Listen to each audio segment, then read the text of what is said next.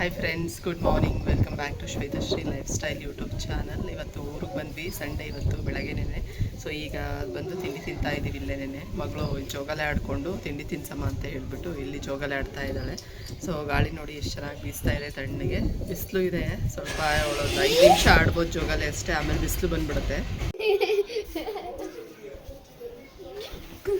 ನನಗೆ ಓದಿತಾ ಇದೆಯಲ್ಲೋ.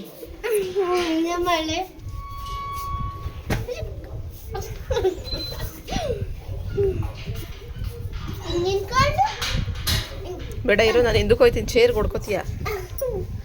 ಗಾಳಿ ತಣ್ಣಗೆ ಬೀಸ್ತಾರೆ. ಈ ಕಡೆ ಬಿಸಿಲು ನೋಡಿ, ಇಷ್ಟು ಬಿಸಿಲು ಬಂದ್ಬಿಟ್ಟಿದೆ. ಆಗಲೇ ಸ್ವಲ್ಪ ಗಾಳಿ ತಣ್ಣಗೆ ಬೀಸ್ತಾ ಇದೆ. ಹೊಡ್ಕೋತೀಯ. ನಮ್ಮ ಮಗು ಊರಿಗೆ ಬಂದು ಈಗ ಸೀರೆಯಲ್ಲಿ ಜೋಗಾಲೆ ಹಾಕ್ಕೊಂಡು ಜೋಗಾಲೆ ಆಡ್ತಾ ಇದ್ದಾಳೆ. ನಾನು ನನಗೆ ತಿಂಡಿ ತಿನ್ನಿಸ್ತಾ ಇದ್ದೀನಿ. ಕೂದಲೆಲ್ಲ ಬಾಯಿಗೆ ಹೋಗ್ತೈತೆ ನೋಡು, ಕೂದಲು ಸಕ್ಕಿತೈಕೋ. ಬಿಸಿಲು ಈ ಕಡೆ ಗಾಡು ಉದ್ದದಕ್ಕೆ. ಅದು ಗೋಡೆ ಇದ್ರ ಪಕ್ಕಕ್ಕೆ ಹಾಕ್ಸ್ಬಿಟ್ಟಿದ್ದಾರೆ ಸೀರೆ, ಇದಕ್ಕೆ ಕಂಬಿನ. ಹಾಗಾಗಿ ಜೋರಾಗಿ ಆಡೋಕ್ಕಾಗಲ್ಲ, ಹೊಡಿಯುತ್ತೆ. ಸೊ ಬಂದಾಗ ಸೀರೆ ಹಾಕ್ಕೊಂಡು ಹಿಂಗೆ ಆಡ್ಕೊತಾ ಇರ್ತಾಳೆ ಅಷ್ಟೇ. ಬಿಸಿಲು ಬರುತ್ತೆ, ಇನ್ನೊಂದು 10 ನಿಮಿಷ ಅಷ್ಟೇ ಕಣೋ ಆಡೋಕ್ಕಾಗೋದು. ಬಿಸಿಲು ಬಂದಮೇಲೆ ಬಿಸಿಲಲ್ಲಿ ಆಡೋಂಗಿಲ್ಲ. ಬರುತ್ತೆ, ಯಾಕೆ ಬರಲ್ಲ. ಈಗ ತಣ್ಣಗೆ ಗಾಳಿ ಬೀಸ್ತಾ ಇದೆ. ಬಿಸಿಲು ಬಂದಮೇಲೆ ಆಮೇಲೆ ಮನೆಯೊಳಗೆ ಇರೋಕ್ಕಾಗಲ್ಲ, ಸೆಕೆ ಸ್ಟಾರ್ಟ್ ಆಗಿಬಿಡುತ್ತೆ. ಸೊ ಇವತ್ತು ಊರಲ್ಲಿದ್ದೀವಿ, ನೋಡೋಣ. ಅವತ್ತು ಸೊಪ್ಪು ಚೆಲ್ಲಿದ್ವಲ್ಲ, ಬೀಜ ಎಲ್ಲ ಚೆಲ್ಲಿದ್ವಲ್ಲ, ಹೆಂಗೆ ಬಂದೈತಾ ಇಲ್ವಾ ಅಂತ ನೋಡ್ಕೊಂಬರೋಣ. ಓಕೆನಾ? ಇವಾಗ ತಿಂಡಿ ತಿನ್ಬಿಡು ಬೇಗ. ಇವಾಗ ಮಮ್ಮಿ ಕುತ್ಕೊಳ್ಳುತ್ತೆ ಜೋಗಾಲಿಲಿ. ಇಲ್ಲ, ಕಿತ್ತೋಗಲ್ಲ.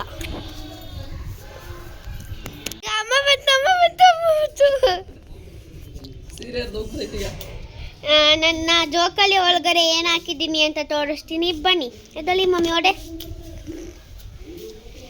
ಯಶ್ ಇವಾಗ ತೋರಿಸೋದು ನನ್ನ ಜೋಕಾಲಿ ಒಳಗಡೆ ಒಂದು ದಿಂಬು ಹಾಕಿದ್ದೀನಿ. ದಿಂಬು ನನ್ನ ಜೋಕಾಲಿ ಚೆನ್ನಾಗಿದೆ. ನನ್ನ ಜೊತೆಗೆ ನಾನೀಗ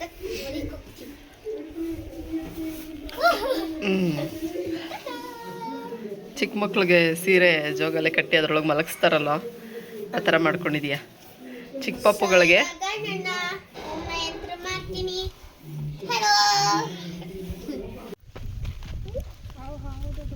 ದೇವಸ್ಥಾನಕ್ಕೆ ಹೋಗ್ತಾ ಇದ್ದೀವಿ.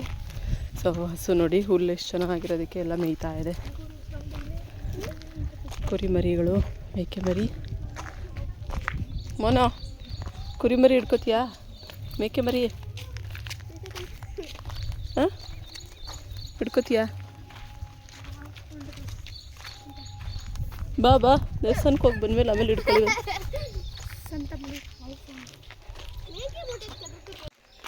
ದೇವಸ್ಥಾನಕ್ಕೆ ಹೋಗ್ತಾ ಇದ್ದೀವಿ ಮಕ್ಕಳು, ನಾವೆಲ್ಲ ಪೂಜೆ ಮಾಡಿಸ್ಕೊಂಬರೋಣ ಅಂತೇಳಿ.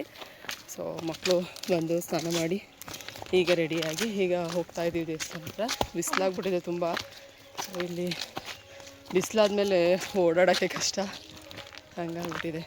ಇಲ್ಲಿ ಬಾರೇ ಐತೆ ದೇವಸ್ಥಾನಕ್ಕೆ ಬರೋ ದಾರಿಲಿ. ಹತ್ತು ಬರೋ ಅಷ್ಟರಲ್ಲಿ ಕಾಲೇ ನೋವು ಬಂದುಬಿಡುತ್ತೆ. ನೋಡಿ, ಇನ್ನೂ ಹಾಡು ಹಾಕಿದ್ದಾರೆ. ಇದ್ದಾರೆ ಜನ. ಇವತ್ತು ಭಾನುವಾರ ಅಲ್ವಾ, ಇರಲ್ಲ ಅಂದ್ಕೊಂಡ್ವಿ, ಬಟ್ ಇದ್ದಾರೆ ಜನ. ಬನ್ನಿ ದೇವ್ರ ದರ್ಶನ ಮಾಡ್ಕೊಂಡು ಬರೋಣ. ಆಂಜನೇಯನ ದರ್ಶನ ಮಾಡಿಕೊಂಡು ದೇವಸ್ಥಾನಕ್ಕೆ ಬಂದ್ವಿ. ಜನ ಯಾರೂ ಇಲ್ಲ ಅಷ್ಟು. ಸೊ ಪೂಜೆ ಸಾಮಾನು ಇಟ್ಕೊಳ್ಳೋಣ ಒಟ್ಟಿಗೆ ಅಂತೇಳಿ. ಕಿತ್ತು ಆಚೆ ಕಾಯಿ ಹೊಡ್ಕೊಂಡು ಹೋಗಿ ಅದೆಲ್ಲ ಫುಲ್ ಹೊಡೆದಾಕ್ಬಾರ್ದು ಬಿಡು, ನೀಟಾಗಿ ಹೊಡ್ಕೊಬರ್ಬೇಕು. ದೇವಸ್ಥಾನದಲ್ಲಿ ಜನ ಯಾರೂ ಇಲ್ಲ.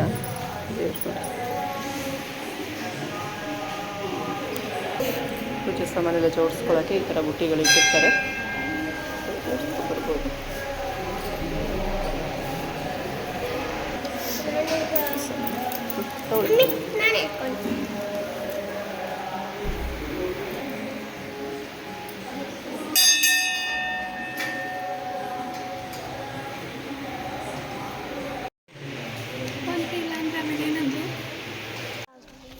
ಪೂಜೆ ಎಲ್ಲ ಮುಗಿಸ್ಕೊಂಡು ಪ್ರಸಾದ ಎಲ್ಲ ಕೊಡ್ತಾಯಿದ್ರು.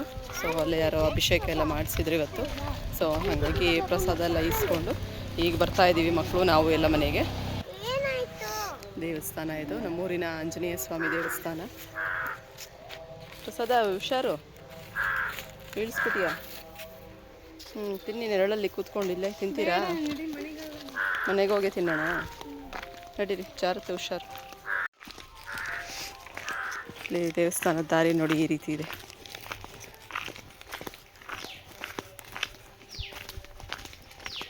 ಊರಿಗೆ ಬಂದರೆ ಹಕ್ಕಿ ಪಕ್ಷಿಗಳ ಚಿಲಿಪಿಲಿ ಸೌಂಡ್ ತುಂಬ ಚೆನ್ನಾಗಿ ಕೇಳಿಸ್ತಾ ಇರುತ್ತೆ.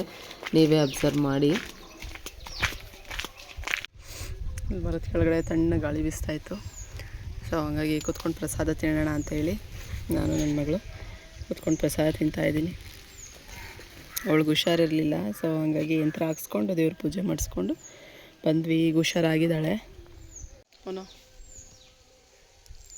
ಇಲ್ಲಿ ಮರ ಇದು ಇದ್ರ ಕೆಳಗಡೆ ಎಷ್ಟು ತಣ್ಣಗಿತ್ತು ಅಂತ, ತಂಪಾಗಿ ಗಾಳಿ ಬರ್ತಾಯಿತ್ತು. ಸೊ ಪ್ರಸಾದ ತಿನ್ಕೊಂಡು ಹೋಗೋಣ ಇಲ್ಲಿ ಕೂತ್ಕೊಂಡು ಅಂಥೇಳಿ ಪ್ರಸಾದ ತಿಂತಾಯಿದ್ದೀವಿ.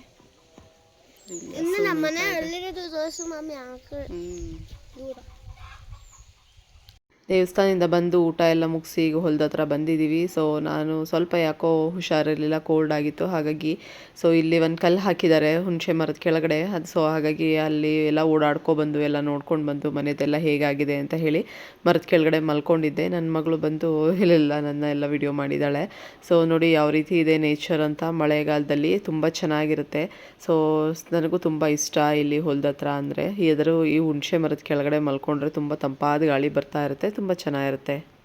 ನೆಕ್ಸ್ಟ್ ನಾವು ಲಾಸ್ಟ್ ವೀಕ್ ಹೋದಾಗ ಇಲ್ಲಿ ಸಬ್ಬಕ್ಕಿ ಬೀಜ ಮತ್ತು ಕೊತ್ತಂಬರಿ ಸೊಪ್ಪು ಬೀಜ, ಹೀರೆಕಾಯಿ ಬೀಜ ಎಲ್ಲ ಹಾಕಿದ್ವಲ್ಲ. ಸೊ ಅದು ಹೇಗೆ ಬಂದಿದೆ ಗಿಡ ಅಂತ ನೋಡ್ಕೊಂಬರೋಣ, ಸೊಪ್ಪೆಲ್ಲ ಬಂದಿದೆಯಾ ಅಂತ ಹೋದ್ವಿ. ಬಟ್ ಎಲ್ಲ ಸಣ್ಣ ಸಣ್ಣದಾಗಿ ಈಗೆಲ್ಲ ಹುಟ್ತಾ ಇದೆ.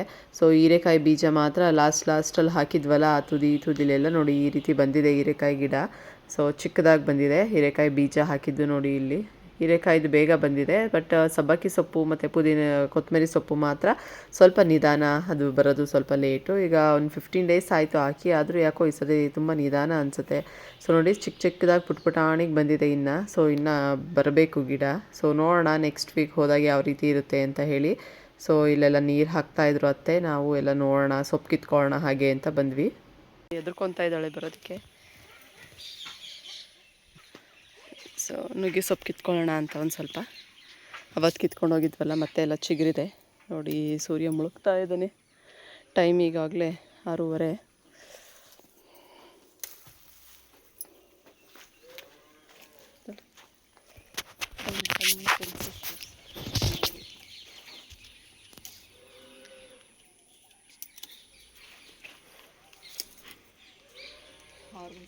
ನುಗ್ಗೆ ಸೊಪ್ಪು ಹಾರ್ವೆಸ್ಟ್ ಮಾಡ್ತಾ ಇದ್ದೀವಿ. ಇವಾಗ ಚೆನ್ನಾಗಿ ಬಂದಿದೆ. ಲಾಸ್ಟ್ ಟೈಮ್ ಎಲ್ಲ ಎಲೆ ಎಲ್ಲ ಹುಳ ಆಗಿತ್ತು. ಈ ಸಲ ಚೆನ್ನಾಗಿ ಬಂದಿದೆ.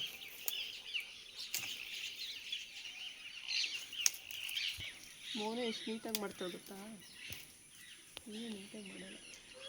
ವಾಯ್ಸ್ ಕೊಡಲ್ವಾ ಬೇರೆ?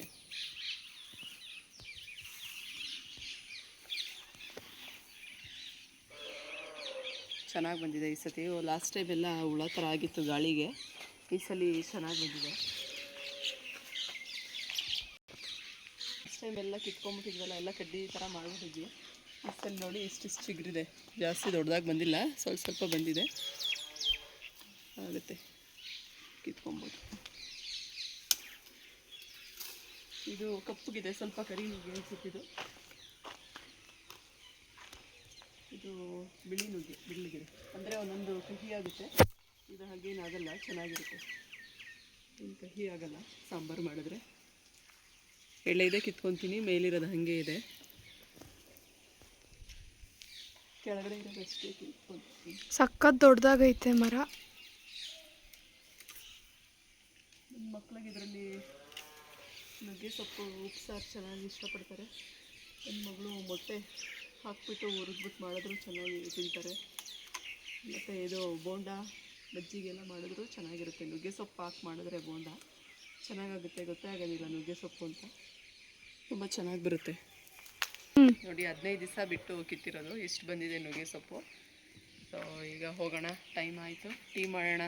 ಎಲ್ಲರೂ ಹೊಲ್ದ ಹತ್ರದಿಂದ ಬಂದ್ವಿ ಈಗ. ಸೊ ಕತ್ಲೆ ಆಗಿಬಿಡುತ್ತಲ್ಲ, ಮೊದಲು ಸೊಪ್ಪು ಕಿತ್ಕೊಂಬರೋಣ ಅಂತ ಹೇಳಿ ಇಲ್ಲಿ ಬಂದೆ ಮನೆಯಿಂದ ತೋಟಕ್ಕೆ. ನೋಡಿ ಸನ್ಸೆಟ್ ಎಷ್ಟು ಚೆನ್ನಾಗಿ ಕಾಣಿಸ್ತಾ ಇದೆ ಅಂತ.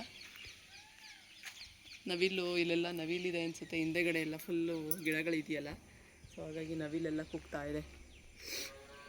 ಹಸು ಕೂಗ್ತಾ ಇದೆ, ನವಿಲು ಕೂಗ್ತಾ ಇದೆ. ಸಂಜೆ ಹೊತ್ತು ಸನ್ಸೆಟ್ ತುಂಬ ಚೆನ್ನಾಗಿದೆ. ವಿಡಿಯೋ ಹಂಗೆ ಒಂದು ಫೋಟೋ ತೆಗಿ. ಅಜ್ಜಿ ಅದು ಇದೇನು ಎಗುರ್ತೈತೆ, ಡ್ಯಾನ್ಸ್ ಆಡ್ತೈತೆ. ಅಲ್ಲ ಅಜ್ಜಿ, ಅದು ಇವತ್ತೇ ಹಾಕ್ಬೇಕಂತಿಲ್ಲ ಅಂದ್ರೆ ಇದು ಒಣಗೋಗುತ್ತಂತ ಹಾಕಲ್ಲ. ಏಯ್ ನೋಡ್ತಾ ಇದ್ ನೋಡಲಿ ಹೆಂಗೆ ಇತ್ತು, ಬೇಡ ಹೋಗು. ನೆಕ್ಸ್ಟ್ ಡೇ ಮಾರ್ನಿಂಗ್ ಊರಿಂದ ಬಂದು ಬೆಳಗ್ಗೆಗೆ ಸೋಮವಾರ ಸ್ಕೂಲೆಲ್ಲ ಇದೆ. ಸೊ ಹಾಗಾಗಿ ಮಕ್ಳಿಗೆ ಬಾಕ್ಸಿಗೆ ಪುಳಿಯೋಗರೆ ಮಾಡಿದೆ. ಪಪ್ಪಾಯ ಮತ್ತು ಮ್ಯಾಂಗೋ ಇತ್ತು, ಮಾವಿನ ಹಣ್ಣು, ಅದನ್ನೆಲ್ಲ ಹಾಕಿದ್ದೀನಿ. ಈ ಕಡೆ ಡ್ರೈ ಫ್ರೂಟ್ಸ್ ಎಲ್ಲ ಬೆಳಗ್ಗೆನೇ ತಿನ್ನೋಕ್ಕೆ ಕೊಡ್ತೀನಿ. ಬಾದಾಮಿ ನೆನೆಸಿಟ್ಟಿರ್ತೀನಿ ರಾತ್ರಿನೇ. ಬೆಳಗ್ಗೆ ಎದ್ದು ಅದ್ರ ಮೇಲ್ಗಡೆ ಸಿಪ್ಪೆ ತೆಗೆದು ಮತ್ತು ಎದ್ದ ತಕ್ಷಣ ಬಿಸಿನೀರು ಕುಡಿದು ಅದನ್ನು ತಿನ್ನೋವಂಥದ್ದು. ಸೊ ಮಕ್ಳಿಗೆಲ್ಲ ಹೊಸ ಬಾಕ್ಸ್ ತೊಗೊಂಬಂದಿದ್ನಲ್ಲ, ಲಂಚ್ ಬಾಕ್ಸು 3 ಸ್ಟೆಪ್ಸು. ಸೊ ತುಂಬ ಚೆನ್ನಾಗಿದೆ. ನೆಕ್ಸ್ಟು ಮಕ್ಕಳೆಲ್ಲ ಸ್ಕೂಲ್ಗೆ ಹೋದ್ಮೇಲೆ ಈ ಕಡೆ ತುಪ್ಪ ಖಾಲಿ ಆಗಿತ್ತು. ಹಾಗಾಗಿ ನಂದಿನಿಲಿ ಹೋಗಿ ಬೆಣ್ಣೆ ತಂದು, ಸೊ ಇದು ಏನು ಅನ್ಸಾಲ್ಟೆಡ್ ಬೆಣ್ಣೆ ಇದು. ಸೊ ನಂದಿನಿ ಪಾರ್ಲರ್ಗೆ ಹೋಗಿ ಬೆಣ್ಣೆ ತೊಗೊಂಡು ಬಂದು ಈಗ ಬೆಣ್ಣೆ ಕಾಯಿಸೋಣ ಅಂತ ಹೇಳಿಬಿಟ್ಟು ಎಲ್ಲ ರೆಡಿ ಮಾಡ್ತಿದ್ದೀನಿ. ಇದು ನೋಡಿ, ಪ್ಯಾಕೆಟು ಈ ಕಲರ್ ಇದೆ. ಈಗ ಫಸ್ಟು ಬ್ಲೂ ಕಲರ್ ಇರ್ತಾಯಿತ್ತು, ಈಗ ಕಲರ್ ಚೇಂಜ್ ಆಗಿದೆ. ಸೊ ಬೆಣ್ಣೆನೆಲ್ಲ ತೊಗೊಬಂದು ಅದನ್ನು ಕಾಯಿಸೋವಂಥದ್ದು ತುಂಬ ಚೆನ್ನಾಗಿರುತ್ತೆ. ಸೊ ಅಂಗಡಿನಲ್ಲಿ ಪ್ಯಾಕೆಟಲ್ಲೇ ತುಪ್ಪ ಇರೋವಂಥದ್ದು ತಂದರೆ ಸೊ ಎಷ್ಟು ದಿವಸ ಆಗಿರುತ್ತೋ ಏನೋ ಚೆನ್ನಾಗಿರಲ್ಲ, ಅಷ್ಟಿಷ್ಟ ಆಗೋದು ಇಲ್ಲ ನಮಗೆ ತಿನ್ನೋದಕ್ಕೆ. ಸೊ ಹಾಗಾಗಿ ಬೆಣ್ಣೆನೇ ತೊಗೊಂಡು ಬಂದು ನಾವೇ ಫ್ರೆಶ್ಶಾಗಿ ಕಾಯಿಸ್ಕೊಳ್ಳೋವಂಥದ್ದು. ಸೊ ತುಂಬ ಚೆನ್ನಾಗಿರುತ್ತೆ. ನೀವು ಒಂದ್ಸತಿ ಬೆಣ್ಣೆ ತಂದು ಕಾಯಿಸಿ ನೋಡಿ, ತುಪ್ಪನೇ ತೊಗೊಂಡು ಬಂದು ಯೂಸ್ ಮಾಡಿ ನೋಡಿ. ಸೊ ಏನು ಡಿಫ್ರೆನ್ಸು ಅಂತ ಗೊತ್ತಾಗುತ್ತೆ ನಿಮ್ಗೂ. ಒಬ್ಬೊಬ್ಬರು ತುಪ್ಪನೇ ಪ್ಯಾಕೆಟಲ್ಲಿರೋದೇ ತಂದು ಯೂಸ್ ಮಾಡ್ತಾರೆ, ಅವ್ರವ್ರಿಗೆ ಇಷ್ಟ. ಸೊ ನಾವು ಈ ಥರ ಯೂಸ್ ಮಾಡ್ತೀವಿ. ಸೊ ನಾನು ತುಪ್ಪ ಕಾಯಿಸೋದಕ್ಕೆ ಏನೇನು ಹಾಕ್ತೀನಿ ಅಂದರೆ ವೀಳ್ಯದೆಲೆ ತೊಟ್ಟು ಹಾಕ್ತೀನಿ, ಮತ್ತು ಏಲಕ್ಕಿ, ಒಂದೇ ಏಲಕ್ಕಿ, ವೀಳ್ಯದೆಲೆ ತೊಟ್ಟು ಮತ್ತು ಮೆಂತ್ಯ ಇರುತ್ತಲ್ವ, ಅದನ್ನು ಹುರಿದ್ಬಿಟ್ಟು ಪುಡಿ ಮಾಡಿ ಹಾಕ್ತೀನಿ. ತುಂಬ ಚೆನ್ನಾಗಿರುತ್ತೆ ಫ್ಲೇವರು. ಸೊ ಇದು ಅನ್ಸಾಲ್ಟೆಡ್ ಅಲ್ವಾ, ಸ್ವಲ್ಪ ಉಪ್ಪು ಹಾಕ್ಕೊಳ್ತೀನಿ ನಾನು, ಒಂದು ಚಿಟಿಕೆ ಅಷ್ಟು ಉಪ್ಪು ಅಷ್ಟೇ. ಈಗ ತುಪ್ಪ ಎಲ್ಲ ಕಾಯ್ದಿದೆ ನೋಡಿ, ನೊರೆ ಬರ್ತಾ ಇದೆ ಲಾಸ್ಟಲ್ಲಿ. ಸೊ ಈ ಥರ ನೊರೆ ಬಂದಿದೆ ಅಂತಂದರೆ ತುಪ್ಪ ಕಾಯ್ದಿದೆ ಅಂತ ಹೇಳಿ ನಾವು ಸ್ಟವ್ ಆಫ್ ಮಾಡ್ಕೊಬೇಕು. ಇವತ್ತಿನ ನನ್ನ ಈ ವ್ಲಾಗ್ ನಿಮಗೆ ಇಷ್ಟ ಆಗಿದೆ ಅಂತ ಅಂದ್ಕೊಂಡಿದ್ದೀನಿ. ನನ್ನ ಈ ವ್ಲಾಗ್ ಇಷ್ಟ ಆಗಿದರೆ ಪ್ಲೀಸ್ ಹೋಗಿ ಲೈಕ್ ಮಾಡಿ, ಶೇರ್ ಮಾಡಿ ಮತ್ತು ಸಬ್ಸ್ಕ್ರೈಬ್ ಮಾಡಿಕೊಡಿ. ಯಾರಿಗೆಲ್ಲ ನನ್ನ ವಿಲೇಜ್ ವ್ಲಾಗ್ ಇಷ್ಟ ಆಗುತ್ತೆ ಒಂದು ಲೈಕ್ ಮಾಡಿ ಮತ್ತು ಕಮೆಂಟ್ ಮಾಡಿ ತಿಳಿಸಿ, ನನಗೆ ವಿಲೇಜ್ ವ್ಲಾಗ್ ಇಷ್ಟ ಆಗುತ್ತಾ, ಈ ರೀತಿ ವ್ಲಾಗ್ಸ್ ಮಾಡಲಾ ಅಥವಾ ಏನು ಅಂತ. ಸೊ ನೆಕ್ಸ್ಟು ಯಾವ ರೀತಿ ವ್ಲಾಗ್ಸ್ ಮಾಡಬೇಕು ಅಂತಲೂ ನೀವು ಕಮೆಂಟ್ ಮಾಡ್ಬೋದು, ನಿಮ್ಗೆ ಯಾವ ರೀತಿ ವ್ಲಾಗ್ ಇಷ್ಟ ಅಂತ ಆಗುತ್ತೆ ಅಂತ. ಸೊ ಆ ರೀತಿ ಮಾಡೋದಕ್ಕೆ ಟ್ರೈ ಮಾಡ್ತೀನಿ. Thank you so much. Bye bye.